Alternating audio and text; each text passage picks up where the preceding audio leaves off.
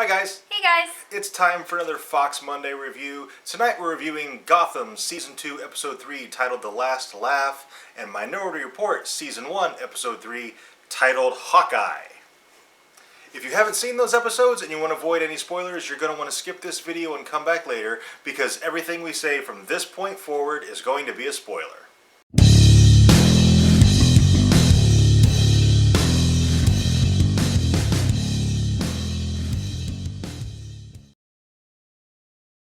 Alright, first off, Gotham, really good episode tonight. Yeah. And Gordon and Bullock are on a warpath. Yeah, Just pitching dudes out the window. Yeah, that was...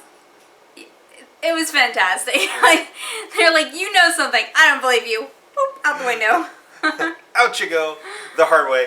But Gordon, he is not taking the commissioner's death well at all. No. He won't even let them pull the crime scene tape down off of the office. Yeah, I think he blames himself. Oh, absolutely, sure. Because he fell right into the trap that they sent, and he went outside, so instead of being inside where he could help, he was outside being distracted.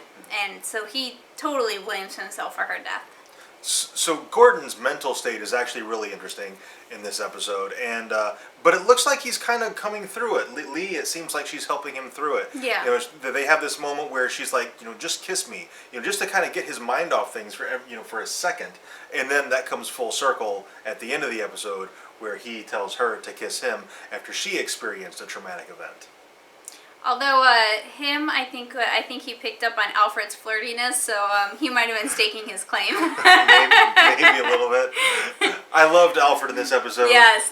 Flirting with Lee, and she kept trying to interject, like, oh, by the way, I'm with Jim Gordon, but just it kept getting interrupted, and she couldn't, to the point where Alfred, at the end of the episode, he's talking to Bruce, and he's like, "You knew, didn't you?" And he's like, "I didn't know." He's like, "Yes, you did. You knew, and you let me look like an idiot."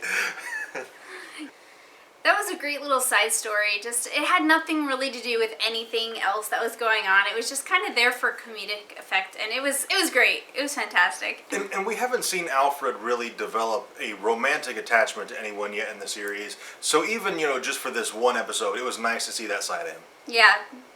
Also in this episode, we get some insight into Theo's motivations for why he's doing what he's doing. And his motivation seems a little weak, just that my family built Gotham and our name's not on anything. And I'm just like, that's kind of weak. I've got to wonder if there's going to be something more to that. Yeah, there has to be more to the story. Like, why is their name not on something, on anything? And I think that has more to do with it. But it makes sense for him to not give all that away to people that are... he doesn't really know these villains he broke out. They're just kind of helping further him. They're essentially his minions. Yeah, so. Kind of, yeah. Banana. His story was a little cheesy, and we're like, oh my god, if Gordon doesn't see through this, he's a moron. However, he ends up killing Jerome, which I didn't think was going to happen. I thought him and... Barbara were going to get away. So the fact that he actually killed Jerome, that kind of takes suspicion off of him. Yeah. So I can see him overlooking it. But I mean, he was a terrible actor getting up on stage and looking straight at the camera. I am Theo, whatever. Gallivan. Like, who are you? I'm Theo Gallivan. Yeah. It was like a bad soap opera. Yeah, it was really bad. And so just the fact that, it was so just cheesy, and I don't know, I didn't particularly care for that. Yeah, me either, but I guess it kind of shows that, like, he's not, like, acting is not his forte. He's not good at pretending. He's not a good liar. Yeah. So, a little insight into the character. And I'm glad that they killed Jerome, because otherwise, if nobody, noticed that after Jerome and Barbara get away, that would have been utterly ridiculous. So I'm glad that they did kill somebody so that it does make it more believable that they'd miss it. As it stands, since he did kill Jerome, he comes across as this billionaire playboy who was just a little over theatrical, a little over dramatic in the moment, but he came through in the end. If Jerome and Barbara had gotten away, that might have thrown some suspicion on him, the fact that he went in there and was so over the top and then didn't do anything. Yeah. One of my favorite moments, though, in the episode was a moment shared between Bruce and Selena where they've just escaped from the theater, and Bruce tells her right before he goes back inside to save Alfred, he just says, "Selena, I miss you." And you can just tell that meant so much to her. Yeah. And it was a tiny little thing, but I really liked that. They spent a lot of time last season building their relationship, and then this season there's been basically nothing. Mm-hmm. So I like that they're adding this little stuff in. Like, it makes sense that they wouldn't really be continuing to build a relationship, because she's obviously working for, the bad people and stuff like that. She's going down a dark path.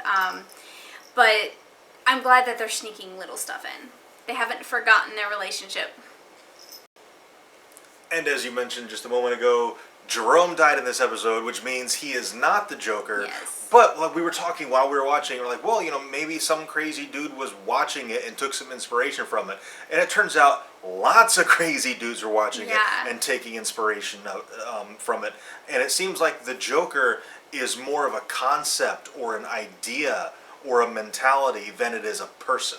Who knows where they're going to go with this? I do hope the Joker ends up being one person, and that this is just like a momentary phase of a whole bunch of crazies, acting like him, and then it'll boil down to just being one person. Another really interesting moment in this episode was at the very end, and it looks like Barbara is playing Tabitha and Theo against each other. Like, she has a romantic relationship with both of them, and Tabitha catches them. She doesn't do anything right then, but you can tell she is not down with Barbara and Theo getting together. Yeah. And so I like that Barbara is kind of manipulating them a little bit and playing them against each other. Because I think Barbara, at the end of the day, she's a little more devious and a little smarter than both of them. Yeah. And ever since she went to Arkham, she has kind of used her sexuality to get what she needs. So she uses other people's sexism against them. But I like that. I like that she uses other people's weaknesses against them, and she knows that she's an attractive woman and that she can use that for her benefit. And she's going to use whatever she can. Yeah. Because she's not going to physically overpower anybody. Barbara is she's very small, she's very petite, so she's not going to physically overpower anybody. But emotionally and mentally, she's got that down. Yeah. The other thing I came out of this episode with was this feeling that it's really time, in the next episode, the good guys need a win. Yeah, they've been losing a lot lately. They're 0-3 in the first 3 episodes. It's time for them to, even just a small win. A the good small guys victory. need a win. They need something. Yeah, I think that's pretty much it for the Gotham review. Moving on to Minority Report Season 1, Episode 3, titled Hawkeye. Finally, we're getting something developing with Hawkeye. Yeah, and, while it's really great because they're finally furthering the story that we have said they should have been furthering all along, I kind of almost wish they would have spent the first season, or even half the first season, on building Hawkeye. And we got some of that insight because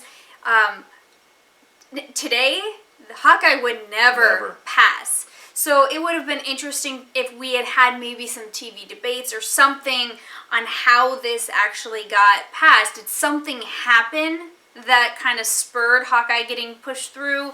Some guy, speeding down the freeway suddenly gets his rights to habeas corpus revoked for 48 hours. Yeah. How did that get through the political process? Yeah, I think they should have spent some more time on that. No insight into that at all. But even without the insight, it's nice that we're finally getting Hawkeye. We finally are realizing what it is. It's like a program that detects irregular behavior, and then that person is put on a 48-hour watch where they are watched constantly for 48 hours to make sure that they don't do anything. And they basically have no rights during that 48 hours. Yeah, basically. And not only that, but they also during this 48-hour observation period, not only do they not have any rights, but like if they've seen a psychiatrist or a doctor, that's no longer protected either if they're within that 48-hour period. So that's super scary. And during the Hawkeye presentation, Vega, she is very snarky, and she has just a comment every time the presenter said something. Vega had a comeback to it, and the thing is, she was very snarky, and it made Lieutenant Fez really mad. But Vega was right. Yeah. Every single comment she had, I'm like, yeah, she's right. Yeah, she's right.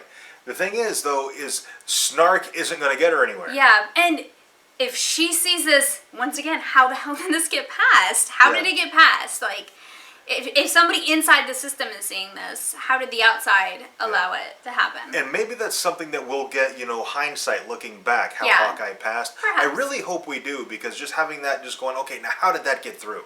That constant, that'll get bothersome if it continues. Now, Vega was very, very against Hawkeye in the beginning, and then she kind of had like this epiphany where she was like, it's the perfect cover for her and Dash. If Dash is her civilian Hawkeye person, her analyst, that's it, then they would have to be going out in the field together, talking, and stuff like that. So him being around on all these crime scenes would actually be normal. It would cover the fact that he's giving her precog insight. But the drawback is they have to bring Keela into their little conspiracy relationship thing. Yeah, so that's another person in on it. She has to rig the interview to get Dash the job. And I'm like, man, that could come back to bite them, because Keela, more than anything, she needs this job. And she actually pointed that out to Dash. She's like, just be sure, if you screw up, it bounces back on me. I just want to keep my job. So if Dash gets busted, or if Vega gets busted, and people find out, it's going to come back on Keela. And then the whole thing's going to blow up. And Agatha has actually had this vision of Vega standing next to a milk bath.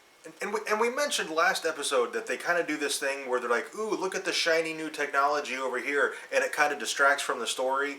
And we got annoyed with that last episode. And that's one thing that they didn't really do this episode. Yeah, they did have the follow the blue line to the guy you got to talk to thing, but that was really it. Otherwise, they didn't use the hey, look over here. The episode's not that bad. Look over here. The episode actually was very, very solid. I enjoyed it. Yeah, it was a good episode. Last episode, I was getting bored during the show. Like, nothing was happening. I was just bored with it.